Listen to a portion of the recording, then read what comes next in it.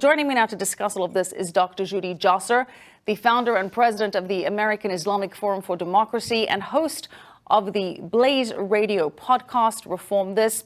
Dr. Jasser, good to have you with us. Dr. Jasser, the latest on this is that many, including Glenn Greenwald, whose tweet Omar was responding to in the first place, are saying that Omar is being targeted because she is Muslim, saying that it's appalling how quickly Dems publicly called out a black Muslim woman in Congress, saying that if you're a Muslim in public life, you need to watch out. What do you make of this? Do you think she's being treated differently because she's Muslim?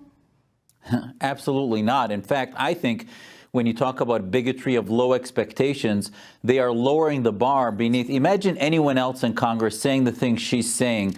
Steve King, just a few months ago, was taken off all committees because he tried to have an explanation, which there isn't any, for white supremacism, that somehow that word shouldn't be offensive.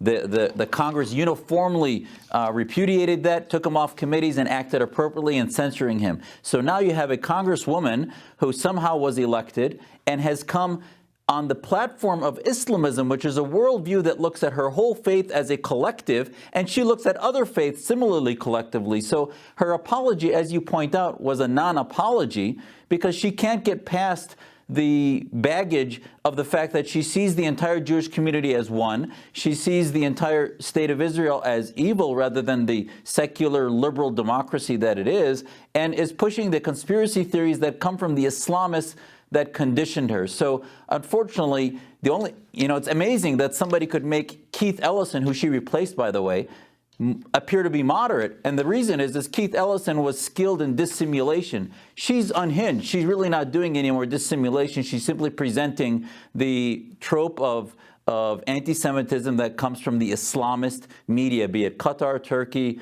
or the Muslim Brotherhood legacy groups in the West. Dr. Jasser, she says that she wants to address the lobbying in politics. As we said, she lumped AIPAC, NRA, and fossil fuels in the same category. Now, as we just reported, they're not even in the top 10 of biggest donors. But why do these causes get so much support? I mean, is it possible that it's just because what voters want, that congressmen and senators are supporting these issues because it's important to their base, to their constituents, to voters? Absolutely. I mean, this is the deception that happens on Iranian TV, should not be coming from a Minnesota congresswoman, because the reality of the fact is that over 95%, I think, of the American public has strong support for Israel. This is not a case that is tough to make, where you have a country that's a democracy founded by folks, a faith community that went through a genocide and the Holocaust, that set up the state of Israel to protect themselves, and is a secular democracy, now is treated in an obsessive kind of way, anti-Semitic way. And this is why even the State Department, which is no bastion of right-wing extremism, the State Department has a pamphlet and an educational material on the new anti-Semitism being about anti-Israel trope and propaganda. So the bottom line is I wonder, where's the Minnesota media? Where's her constituents to point out, we didn't elect her to go fight fights for the Islamists around the world. She should be fighting for the Minnesotans that voted for her. But yet they seem to have this lowering bigotry of low expectations.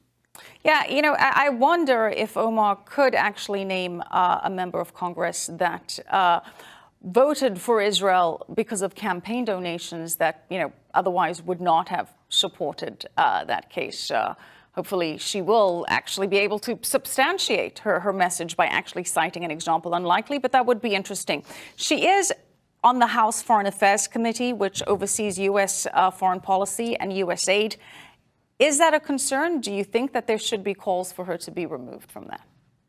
Absolutely. I called yesterday after her tweets, which, by the way, should not be looked at in a vacuum. Here's a woman who thought that an ISIS convictee should be given a half or a lighter sentence, who has apologized for al-Shabaab and others as being Western incarnation. So her worldview is nothing new. So yes, she should be removed because she's not only compromised by her bigotry and her Islamism, but where is her voice about Iran, about the Islamists of the Muslim Brotherhood, about Qatar, about all of the threats through Turkey and others? So this is a much deeper problem that I'm glad we're starting to have a conversation about. And the ascendancy to the House Foreign Relations Committee, which decides on appropriations for allies like Israel and others around the world, should not be subject to the hate of folks that basically could be sitting on the parliament of Turkey, or could be sitting with the Khomeinis now at their 40th anniversary, and would never blink an eye with the radical Islamism coming out of their legislatures, let alone sit on a democracy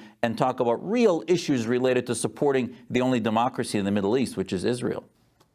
Dr. Zuhdi Jasser, thank you so much. Appreciate it as always.